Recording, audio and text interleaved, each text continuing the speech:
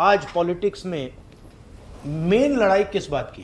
संविधान को बचाने की। नहीं तो संविधान को बचाने के लिए आरएसएस संविधान पर आक्रमण कर रही है और कांग्रेस संविधान को बचाने की कोशिश कर रही है। If we are protecting one book, which book are they protecting? Manusmriti. So they are protecting Manusmriti, we are protecting constitution, right?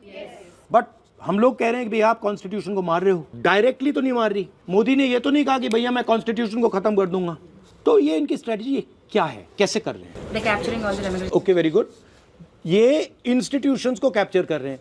Institutions capture करने से क्या होगा? 1947 में गांधी जी ने और कांग्रेस ने क्या कहा? रिप्रेजेंटेशन जो होता है और पावर जो है वो एक साथ चलेंगे।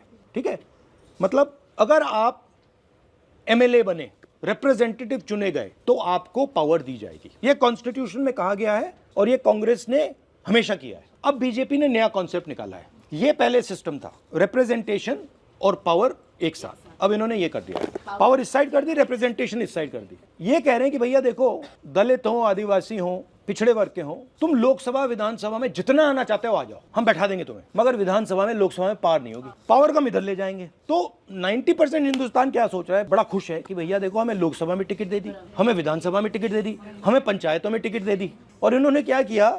इन्होंने ये कर दिया, उसमें कुछ है ही नहीं, वो खोखला है। वो पार्लियामेंट से उन्होंने पूरी पावर निकाल दी। कहाँ डाल दी पावर? उन्होंने पार्लियामेंट से निकाल के इंस्टीट्यूशंस में डाल दी, ब्यूरोक्रेसी में डाल दी, अदानी अंबानी के हाथ डाल दी, सेबी में डाल दी। हाँ, तो और ये सेपरेट कर दिया। अब 90% इंडिया इसके लिए लड़ रहा है। उनको समझ नहीं आ रहा कि भैया यहाँ कुछ है ही नहीं। लोकसभा में जो एमपीज हैं, मैं उनसे बात करता हूँ, बीजेपी के एमपी से, दलित, ओबीसी, आदिवासी एमपी से, मैं उनसे कहता हूँ भैया आप आ गए, मगर आपको कुछ मिला? कहते राहुल जी यहाँ पे तो हमारी बात नहीं सुनते, बैठा रखा है। कास्ट सेंसस का क्या लॉजिक है? अब कास्ट सेंसस से हम क्या करेंगे? हम पूरे देश को दिखा देंगे भैया इसमें कोई पार है ही नहीं, पार यहाँ है। और फिर 90% को पता लगेगा कि यार ये तो हमारा बेवकूफ बना दिया, इसमें तो पार है ही नहीं, पार उधर है, चलो उधर चलो। आपने मुझे पहले कहा कि देखिए हम पावर में पार्टिसिपेट करना चाहते, और आपने मुझे कहा कि देखिए हम रिप्रेजेंटेशन के थ्रू पावर में पार्टिसिपेट करना चाहते हैं। और मैं आपसे कह रहा हूं कि जितनी रिप्रेजेंटेशन लेनी है ले लो। कुछ नहीं मिलेगा। मैं मतलब लोकसभा में एमपी बैठा हूं, मतलब जब वो माइक ऑफ करना चाहते हैं ऑफ कर देते हैं, राइट?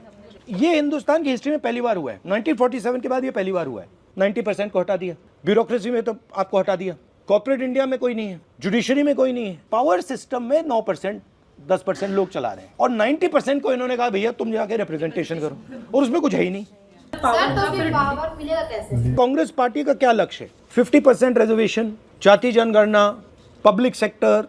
अब हम क्या करने जा रहे हैं कि हम देश को बताना चाह रहे हैं कि देखिए ये रिप्रेजेंटेशन और ये जो पावर का स्ट्रक्चर है इन्होंने अलग कर दिया। अगले 10 साल 15 साल का काम ये है, फिर से पावर को विधानसभा में, लोकसभा में डालना है। तो इसमें आपका क्या रोल है? आपका रोल है कि क्लैरिटी से आप बोलें कि लड़ाई मनुस्मृति और संविधान के बीच में है, लड़ाई पावर और रिप्रेजेंटेशन को जोड़ने की है।